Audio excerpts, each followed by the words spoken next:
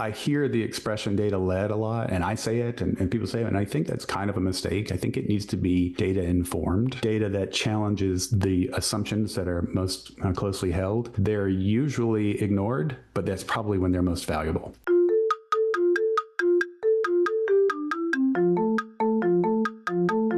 Are you a fitness-loving foodie? Then Defy Snacks is for you. Defy offers real, high-quality chocolate you love, combined with functional ingredients, giving you as much as 26 grams of protein per bag, so you can be both a little bit bad and a little bit good at the same time. As a female-owned brand, Defy dedicates a portion of its profits to other women-owned businesses. Currently sold in the US, you can find us on defy.snacks.com and follow us on social at Defy Snacks.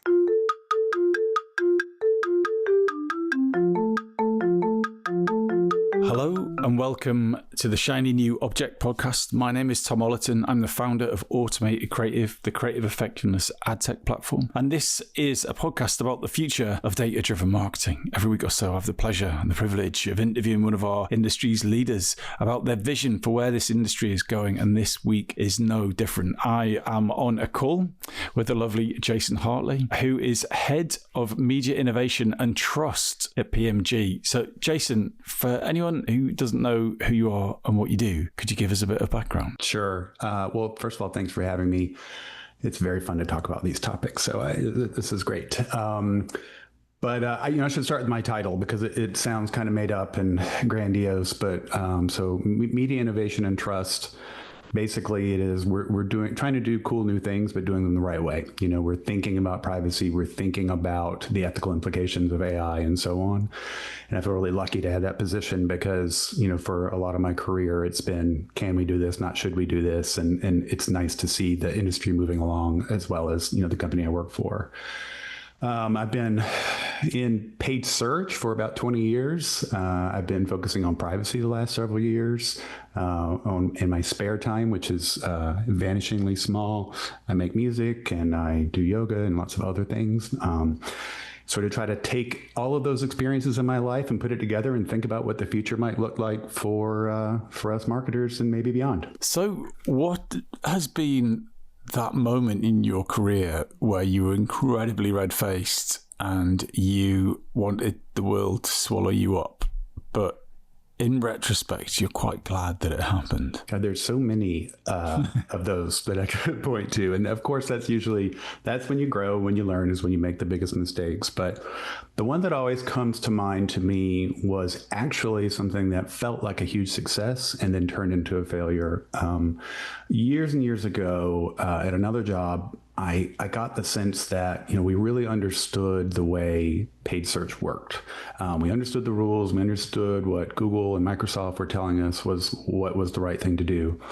And it felt like if I could describe this, then we could code something to see were we doing it right. I was able to get a team together and pitch this to our CEO, and he was all into it.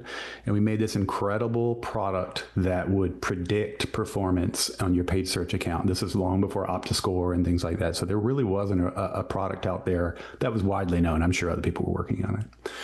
But at any rate, I took very great care to make sure that it looked good. I worked with our product developers and just said, like, this should be, you know, we have to think about this as being an environment that people are going to spend hours in. So it should feel wonderful. They should, you know, get some pleasure out of it. It should work nicely. It should look beautiful. You know, the thing that I thought about was OXO Good Grips, the way it feels to use their can opener compared to what it usually felt like to use a can opener. But at any rate, so we did all that. We got really good feedback about it. And like I say, it felt like a real success because it actually, when we tested it, it worked out really well. If it predicted that something was going to improve performance and we did it, it actually did. But we missed something that ended up being fundamental, and that was it wasn't connected to AdWords at the time. So you couldn't actually make changes in this tool. You had to have your two monitors open and move from one to the other with your eyes. And it turned out that people don't want to do that. Even though it works, they didn't want to do it because it wasn't seamlessly integrated. And I pushed and I pushed and I prodded and I cajoled and I did all the things that I could as a department head to try to get people to adopt it. And very good people, very smart people just would never use it. And so all of this time and development and all these things, and we put it in pitches and everything, and it ended up just being an absolute flop, even though it worked. And so it's useful because I learned a lot of things there. One was, you can't make assumptions, that's for sure. We did a lot of testing with people, and they were on board, but we didn't ask always the right questions. We probably led people down the path. They probably didn't want to tell me, no, I don't like it, or it lacks this, or so on. So a little bit of humility and self-awareness I learned from that, but also just human nature. We have to think about the fact that, people don't want their lives to be more complicated. They also don't want to feel like that someone's watching them. This was a dashboard that I could look at as a head of department and see what accounts were doing what. And even though I wasn't doing that to catch anybody, it was just so that I could easily tell our CEO, this is how we're doing as a department. So at any rate, it was a total flop, but it was really good for me to think about, okay, well, when I think about things that are happening right now and try to extrapolate out into the future, what's going to work? What's going to be something that's going to connect with an average consumer who doesn't need a more complicated life, and they don't care about AI, and they don't care about agents or any of these things. They just care about getting the thing that they want, or having a good experience, or seeing something that gives them pleasure, or whatever it is. And so all of that sort of wrapped into a worldview of human nature is undefeated. I can tell you it's amazing. I can show you it's amazing. But if I'm not appealing to the humanity of someone and really thinking about their lives, then I'm probably going to miss some connections that I could have made otherwise.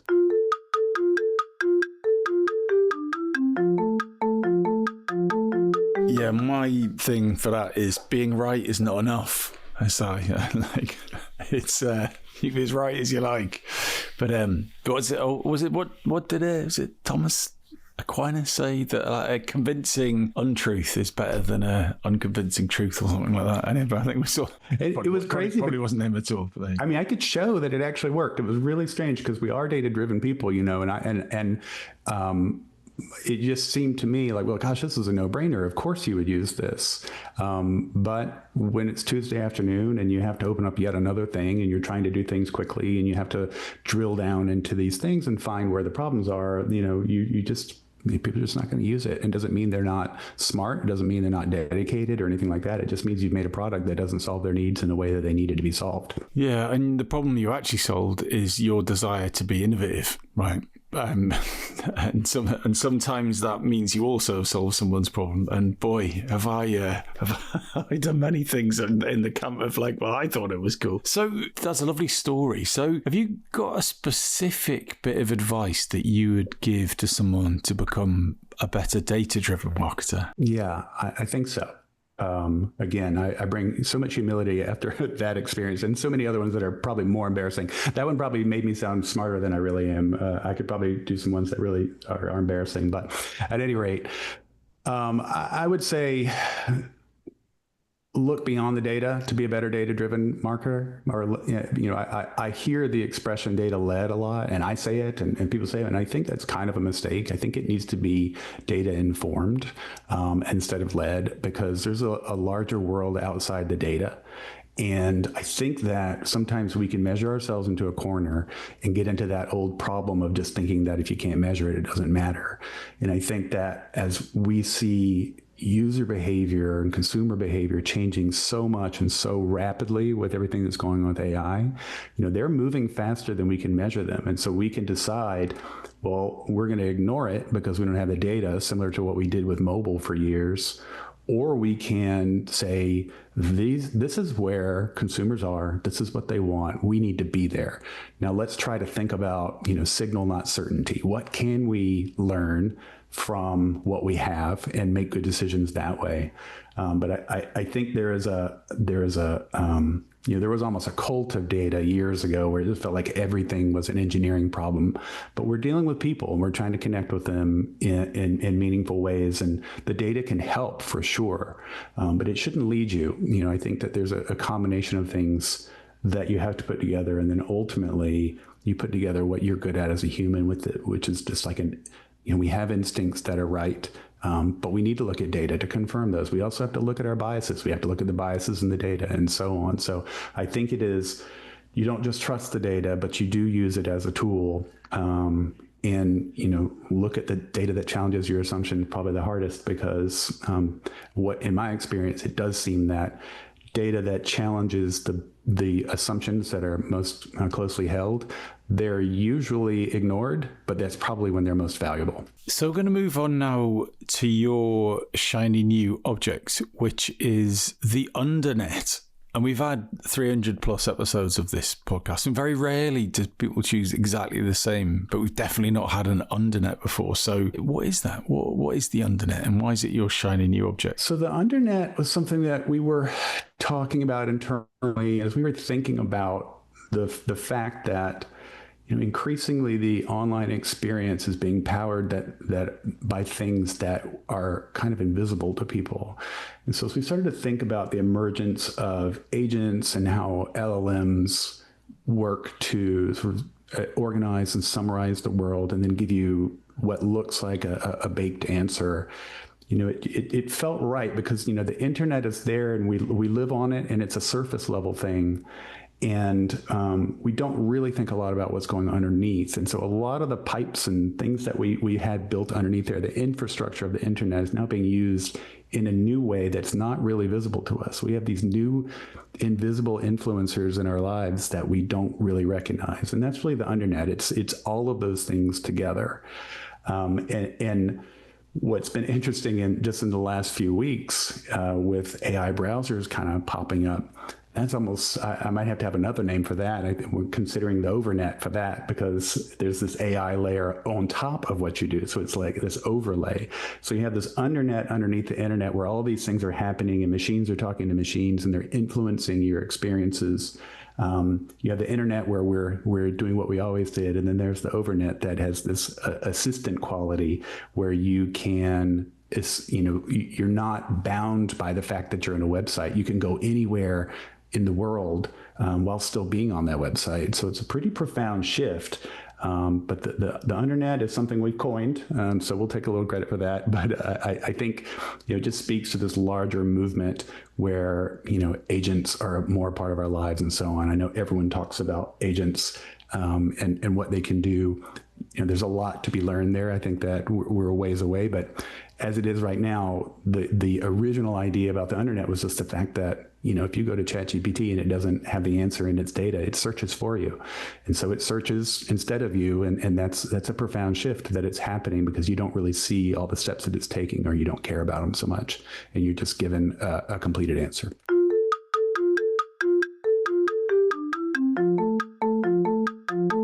This episode of the Shiny New Object podcast is brought to you in partnership with MadFest. Whether it's live in London or streamed online to the global marketing community, you can always expect a distinctive and daring blend of fast-paced content, startup innovation pitches, and unconventional entertainment from MadFest events. You'll find me causing trouble on stage, recording live versions of this podcast, and sharing a beer with the nicest and most influential people in marketing. Check it out at www.madfestlondon.com.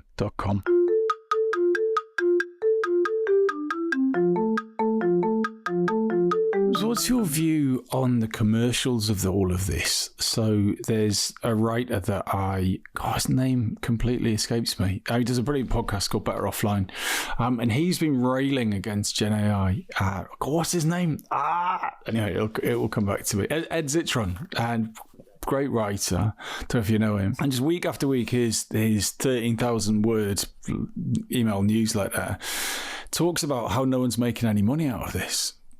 People have revenue, but I think I'm going to butcher these numbers, but Amazon's capital expenditure on AI versus Gen AI, versus profit, it's like 9-1 or something. It's crazy. Like, and Meta are up there, and so no one's making any money. Mm-hmm. So what's going to happen?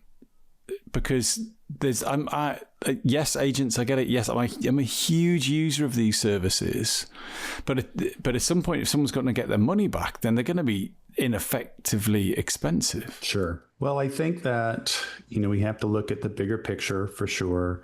I think in general, one of the things we're guilty of, and again, kind of going back to that data-driven marketer, data is really good at telling you what happened in the past, but it can sort of stick you in the past as well. I mean, we are trying to impose these brand new things onto an existing sort of framework that we're comfortable with.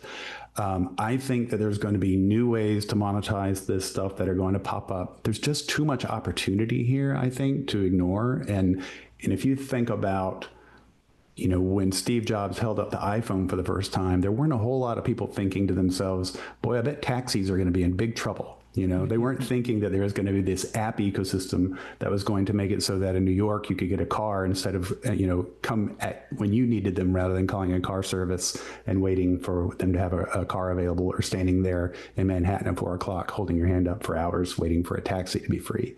So point is like we're so early here. I think that there's a lot of different ways that this could go. Everyone's sort of waiting for, will OpenAI have ads and so on. I think that they have bigger aspirations than that. We'll see. I think their subscription service is definitely, it's going to be a steady revenue driver. And to your point, it's maybe not making them any money, but I look back to what Amazon did for years and years. They could be a company for a really long time without making a profit because everybody saw the vision, everyone believed in it, and everyone could see where it was going. We're not advanced yet enough for that, I think, but everything's much faster now, it feels like, that I think there's a general belief that OpenAI is not going anywhere, and they have some runway to figure this out to make sure that it's profitable. So at any rate, I don't see them sort of adopting that model anytime soon, or having to. I think, the smaller players are probably going to have a little bit more incentive to try to monetize it more overtly. But subscriptions definitely are something that people are doing. But it's definitely, it will get cheaper to process. Models are going to be cheaper to build and so on. So I think, if we look back to the past and we sort of think about the future and how it might mirror that, I think it's going to be a combination of factors where someone's going to figure this out. Because ultimately, how are we going to go backward from this? What's going to happen? Like, is everyone just going to fold the generative AI tent and say we can't make any money on it, so we're just going to go back? I don't see that happening. And it may be just that it's being built by companies that have really diverse revenue streams, and then allowing them to figure out some time to figure out how they can actually make money on it. And ultimately, if OpenAI decides they can't do it without ads, well, they will have billions of prompts every day. They have hundreds of millions of users already, and they can have extremely relevant ads within their platform for any kind of content that will be very personal and will be intent will be at the heart of it. Same goes with Google, same goes with Perplexity and Grok and all the rest. So if they want to pull that lever, it's there to be pulled. And I think if you do it the right way, that certainly, it doesn't take that much of imagination to see how it might look. Yeah, there's a few ifs there though. Like, the Amazon model was it's all kind of based on the fact that people are going to carry on buying more and more stuff online, right? That was the easy thing to follow, right? But obviously in retrospect, it was the right horse to back. But I don't really see that with Gen AI in the same way. It's like, oh yeah, people use Gen AI to sort of write emails quicker, and and yes, I have many agents. Well, I hate that expression, but anyway, I guess I have many GPTs or projects or whatever you want to call them. Let's call them agents working. They don't work for me. I make it. It's a computer program. Let's just call it what it is. We don't need to oversell it. Sure. But I wonder, does it really? What is the man or woman on the street thing that they can't possibly live without? I think that's what I've not seen yet. And with your mobile phone, your iPhone example, like the economics always works, right? Mm-hmm. And like, we're going to have an app store, and like, oh yeah. And yes, you could throw up an app for 30, 40, 50 grand or whatever it was, and then you can make revenue from it. Whereas if you're losing $9 for every dollar you spend, mm-hmm. then maybe it's a bit more of a Concorde situation. You could fly to New York in 3 hours from London, but it just didn't stack up financially, so they stopped doing it. Well, I guess the question is, what do you charge when all the best apps are in your platform? If they actually do provide a lot of utility. I think what I immediately raced to when I started to think about agents when they started to emerge was, no one will ever have to overpay again. And that is something that's pretty interesting, where you can say, I know I want this toothpaste within this certain amount of time. Go find it for me, and I don't have to think about it or expend any effort at all. If you use the AI browser now, you have a window right next to you. So if you go and you find, and it navigates to you for you on the site and gives you a bunch of options based on, you're saying I want the most trendy, blah, blah, blah, blah, blah. And then you can say, well, is this the best price? And ask a lot of questions about it. And I think there's a lot of utility there.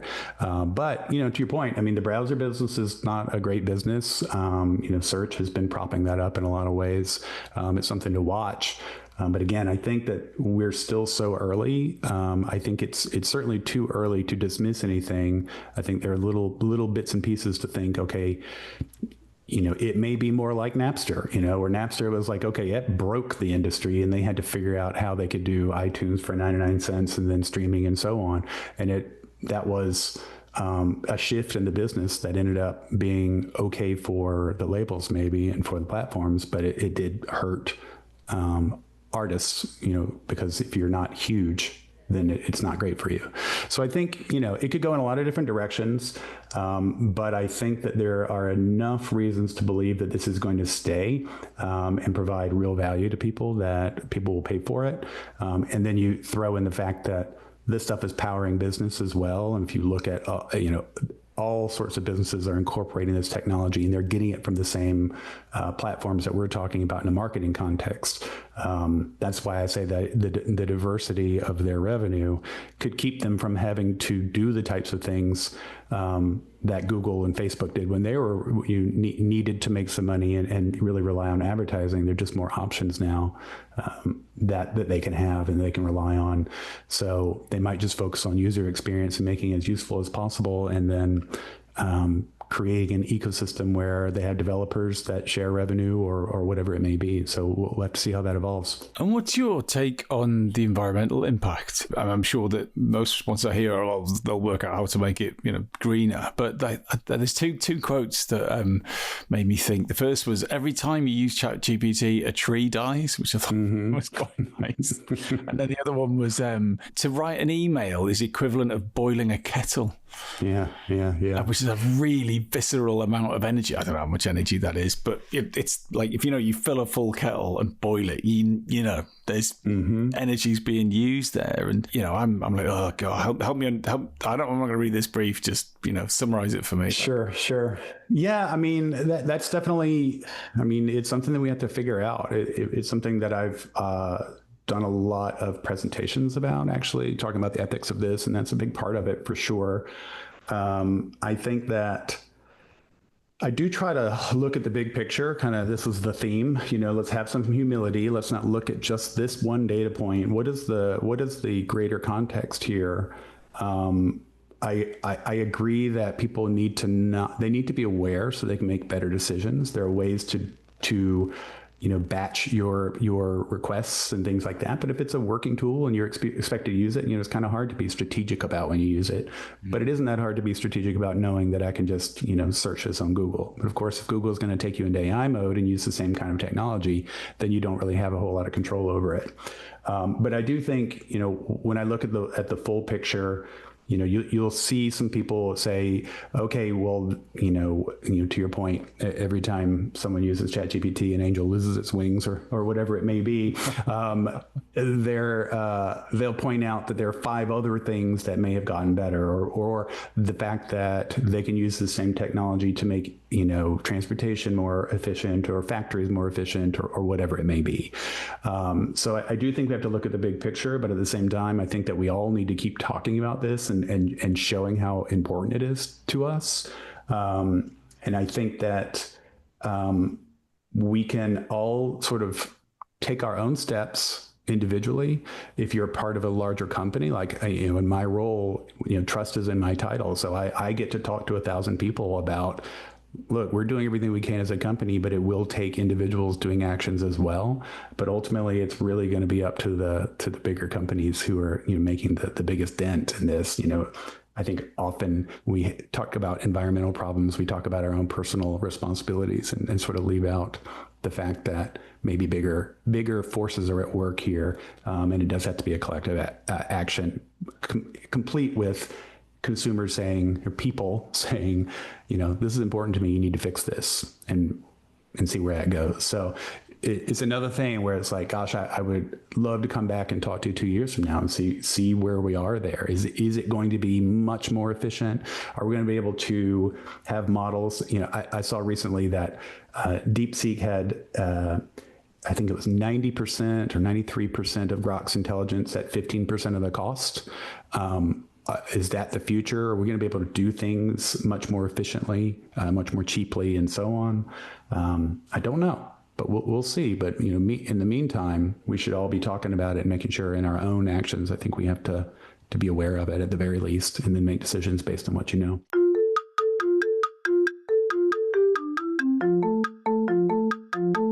So to finish, which undernet possibility, capability, or agent do you think is being most overlooked by the marketing community? Interesting. I think, for me, what I keep thinking about is, everyone's now really talking about this, and this is something we've had our eye on for a long time. So and plenty of people are, or have been for quite some time. But when I look at it, I don't hear a lot of conversation about the effects around this, about the fact that what we used to do as people are going to be, changed, will be a machine doing it for us. And what is the effect does that have on programmatic, on the open web? All this inventory that used to have ads on it, if we're not looking at it anymore, what happens to that? And so, and also just like, what does it mean for us as human beings? Our brains are getting rewired again, and to abdicate the responsibility of doing these things or delegate it is really profound, I think.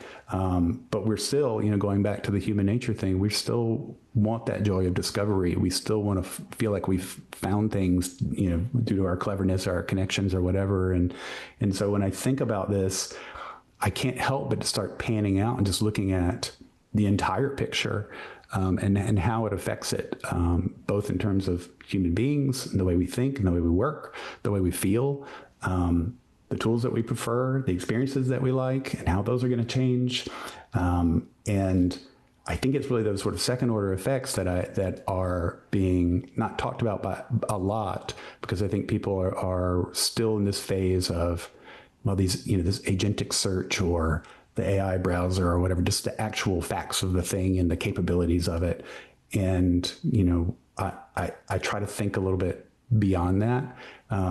But if I had to choose one thing that's changed, that is the thing, then I don't hear people talking about it like I thought that they would, which is price comparison. That's the thing that to me is just like, that was the most obvious use. And I know it's a part of a lot of what we're doing, but the fact that we're empowering people to be able to do that, and not only online, I can use an assistant that's multimodal, and I can go into a flea market and show it this and say, what is that worth? So it's kind of profound, to bring that information there. But as we've seen in the past, more information, more data doesn't necessarily mean a happier, better world.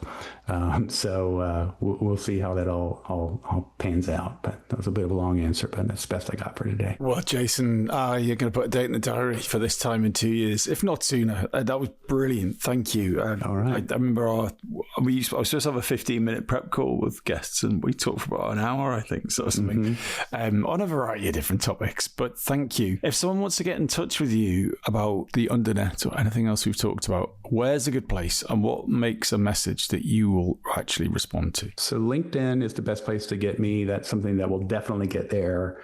And look, if you're reaching out to me because you're genuinely interested and you thought that I had something interesting to say, or you have something to add, or whatever it is, I'm listening for sure. I always tell people, I'm not spammable. I'm a voracious reader. I just want to learn, get as many perspectives as possible. If your goal is to try to sell in a service, then I'm probably going to be a little less excited to respond, unless it is a service that is clearly going to be useful and can maybe, deal with some of the things that we're talking about. So, but generally speaking, I'm a nice guy. So, if you send me a note, I'm going to respond. But if you have some authentic connection to this topic, then you'll be my friend forever. Jason, thank you so much for your time. Okay. Thank you. I appreciate it.